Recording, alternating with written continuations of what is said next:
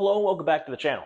So today I kind of want to talk about the 2026 free agency class for the Carolina Panthers and what I think about it, about the cap numbers. One of the things I like to do is talk about the cap hits.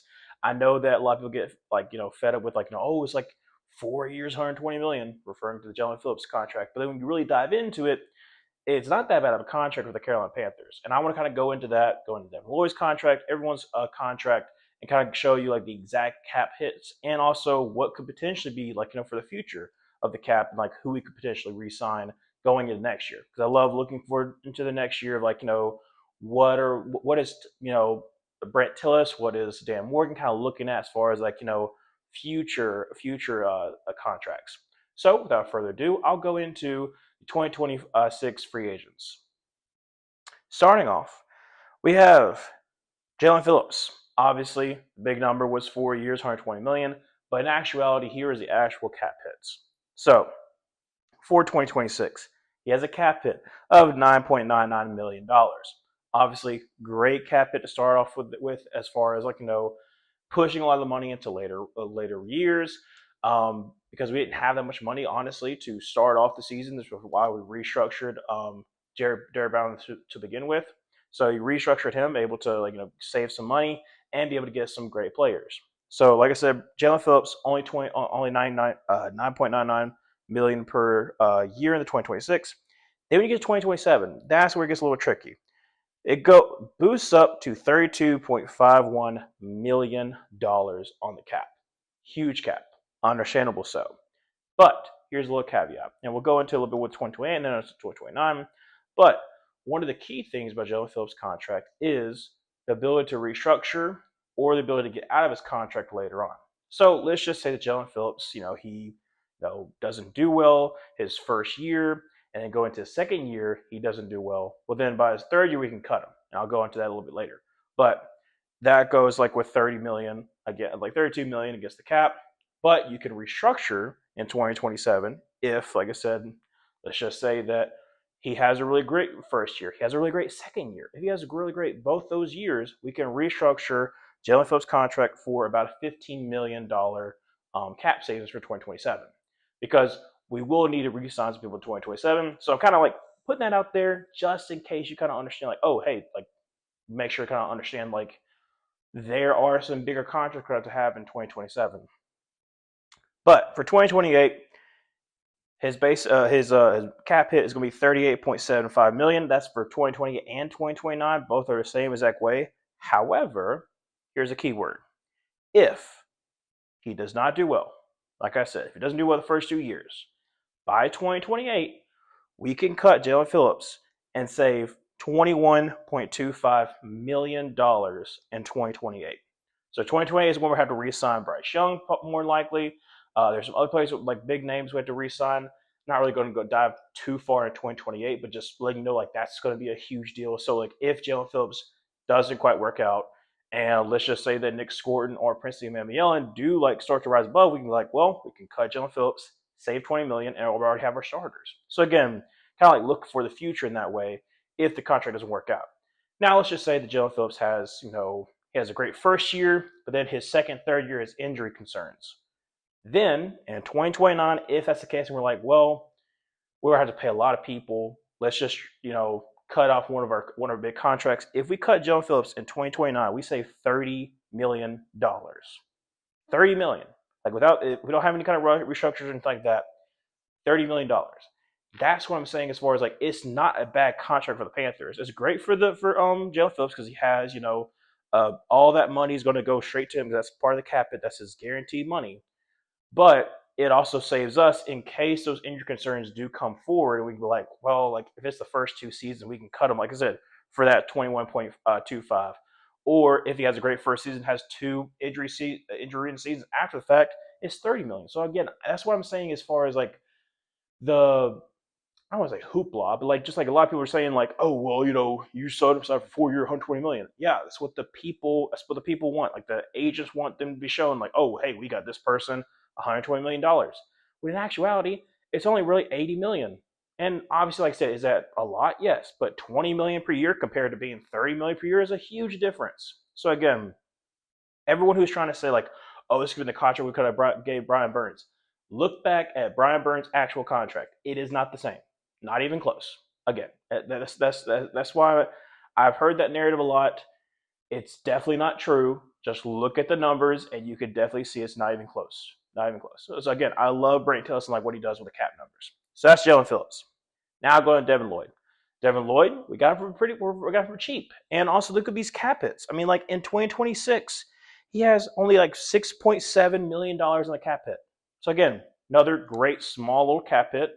Same thing with Jalen Phillips, where he was like 9.9. This is 6.7. It's great small cap hit that going into 2027, it starts ballooning, but it's really only, you could say, a 2-year contract for Devin Lloyd because we can also get out of it in 2028. But let's talk about the cap number in 2027. Balloons up to 17 million. Now again, you're getting a guy off all pro season, looking like to be the leader of a defense. But let's say things go terribly wrong. He has 2 injury-ridden seasons. By the 3rd year, if we want to, we could cut him. But if what we're hoping that Devin Lloyd can be, which I'm hoping that he is, I'm hoping he's going to be a great linebacker for us, leader of our defense, keep him for all 3 years, and possibly resign him after the fact. If that's the case, in 2028, it goes up to 18 million. Here's the catch. As I said before, if he has 2 straight seasons where he doesn't do that well, we could cut Devin Lloyd to save $15 million. Now, again, you have to replace them, obviously, but what I'm saying is that there are some outs in these contracts because of what we're showing with Brent Tillis and what I've talked about before. If you watched on the other videos, Brent Tillis has been able to structure these contracts in a way that if the things don't work out the way that we're hoping for, or we want to save some cap, we can cut them. That's the reason why we were able to cut A'Shawn Robinson for, like I said, $10 million in relief. Next year, if we want to, Tershawn Wharton, we could cut for $14.8 million of cap relief. I think if off the top of my head, I remember Bobby Brown is like $8 million if he doesn't quite work out. Again, we have the structure of contracts from Brent Tillis that's helping us save cap if the person doesn't pan out. And I love that.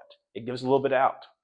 But again, Devin Lloyd's contract, absolutely amazing. I love that. So like I said, definitely a 2-year contract. If by the 3rd year we could cut him, but again, I'm just putting that out there just in case stuff doesn't quite work out. Just kind of let you know, like, here is some outs that we have in contracts. Those are the 2 multiple year contracts that we signed from elsewhere. There's some other people that we like re-signed, but the rest would just be like 1-year contracts. So again, their cap number just for 2026. We could re-sign in 2027, but that's to be determined. But first off is going to be Rasheed Walker, $4 million on the cap.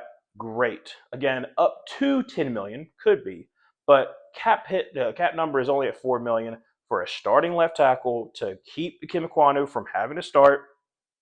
Make sure he has like a great recovery, and then at the end of the day, you can decide, okay, do we want to re-sign Ikem Ekwonu or do we want to re-sign Rasheed Walker? We had to get to have that kind of conversation, and I love that having that little competition between the two of like, hey, Rasheed Walker, if you show out, either you can be re-signed by us or you can get paid somebody somewhere else.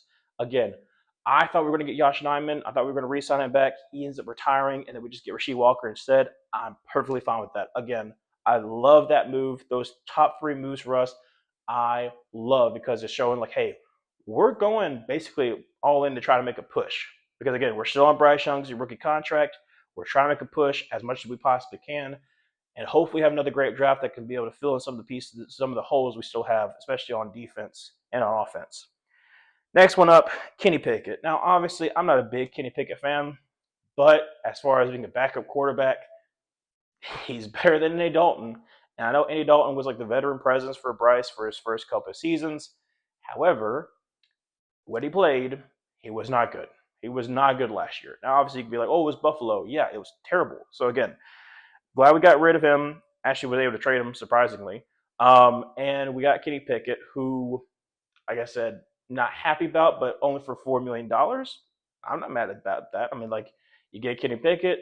We could possibly, draft a QB in the later rounds as a 3rd quarterback, and then just like after next year, just let Kenny Pickett walk, and then have the rookie be under a year under Dave Canales' system and be the backup.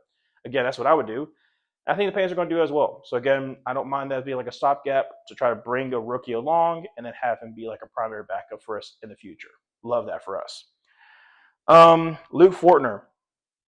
Another guy, starter, center, because again, we lost Cade Mays. We didn't have the money to be able to pay him. Lions did. We're going to let Austin Corbett go. That's kind of foreseen. He just had a lot of injury problems. But Luke Fortner was one of the top pass blocking centers in the league. I think he was like either number 4, number 6, like as far as like the pass blocking.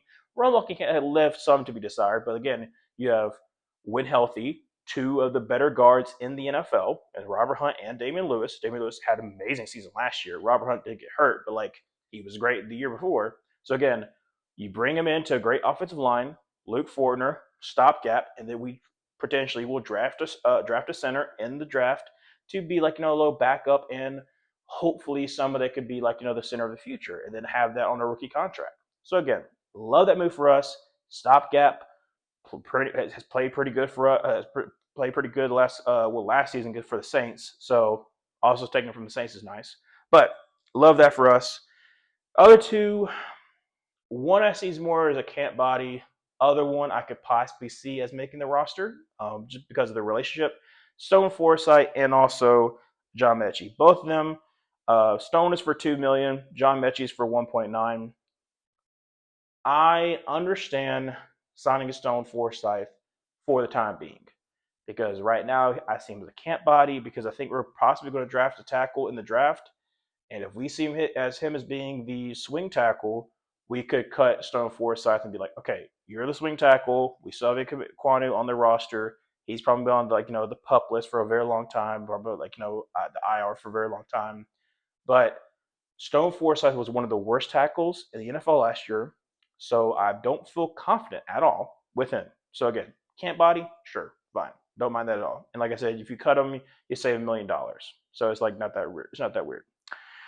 John Mechie, though, however, like I said, I think he has a chance to make the roster. We signed David Moore back. David Moore, familiar with the system. I think it's the main reason why he's able to be brought back, because he just knows he's a veteran wide receiver. But I think John Mechie could try to push for David Moore's spot. If John Mechie, because of like his relationship with uh, Bryce Young, could potentially earn that spot of being like, hey, like if I'm able to work and show like, hey, I show value in this team, being a slot guy, because right now, like I said, you have obviously we're trying to figure out what we want to do with Xavier Legette. Jimmy Horns has made some strides. Then you have John Mechie. I like the idea of having, in my opinion, our 6 wide receivers right now would be obviously Tedero McMillan, Jalen Coker, Xavier Legette, Jimmy Horn Jr. I like Brandon Tremaine. I like Brandon Tremaine as being like a tight end / wide receiver. And then number 6 would be John Mechie, in my opinion. So again, that could just me be hoping that John Mechie works out, because again, he's had a rough start to his career, like with cancer and whatnot. But him being able to recover from that and come into a place of like familiarity with Bryce Young, hopefully he's able to have like a nice bounce back to his career. But again, those are the numbers for the cap hits, as far as like for the free agents. Again, I like the free agents that we brought in, but I do want to bring up a small little thing before we end. That is, what is the cap out number right now? Now, there's still some stuff to be done, because like I said, right now we have like $4 million for 2026. We still have to sign a rookie draft class, so there's some moves we'll probably make. But in 2027, as of right now, we have like $58 million. Now that will change when the cap number changes for Bryce Young, because if you recall, we're going to pick up the 5th-year option that hasn't added to the cap number just yet. Now, I looked it up. Right now, it could be like $26.53 million for the 5th-year option. So if we're going to take that in consideration, then like I said, subtract that guys that I know for a fact that we probably need to try to re-sign. Choose between Dikembe Ekwonu and Rasheed Walker. Obviously, franchise left tackle of the future. Whoever that's going to be, that's who we're going to need to re-sign. We have the money to do so. Jalen Coker. Jalen Coker needs to be re-signed. He is our number 2. He is going to be re-signed somehow, some way. Those two, for sure. Those 2 positions, for sure, are going to be re-signed. Now, do we know that we're going to re-sign Mike Jackson? No. We have no idea. Like I said, I think that he was amazing last year. If he continues it, again, he is going to be 30, so that's a little bit concerned. But again, to try to create, that sense of unity, I think we'll probably re-sign Mike Jackson, but it's not going to be a massive contract because again, he is 30. But like, however they do it, probably like another 2 year deal because especially if it shows he has fallen off.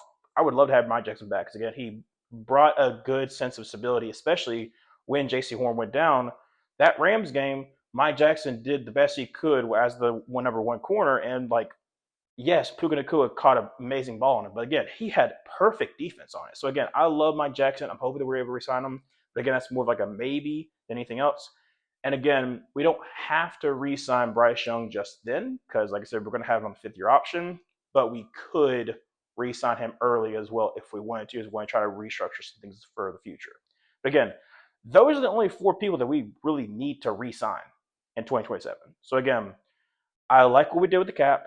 I like how there's some movement that we can still be making next year to create more cap to be able to re-sign players because I think like the core that we have right now is going to be good, and then it just depends on how we're able to have this draft class, and then in 2027, if we're able to hit on that one as well, like I said, that'll be if we hit on this draft class, and then 2027, it'll be back-to-back draft classes going in 2027. Hopefully, Dan Morgan with the new scouting department, which most people forgot. After the first year that Dan Morgan was there, he basically cleared out the scouting department and brought in new people. So again, that's the reason why last year was a lot different than it was his first year. So last year's draft class was really good. Hopefully this year's going to be really good. Again, I'm super excited about what we're going to be doing for the 2026 season. I'm hoping we're going to have a great season, and I'm trying not to get too hyped. But thank you so much for watching. As always, leave a comment like what you think about some of the contracts. What do you think the Panthers might do? What do you think about your own team might do? Like I said, I'm always excited to hear what your opinions are of football season coming up. I mean, obviously we got a long way to go, but it's free agency, about to be draft content, about to be having that out. So thanks so much for watching. I'll see you in the next one.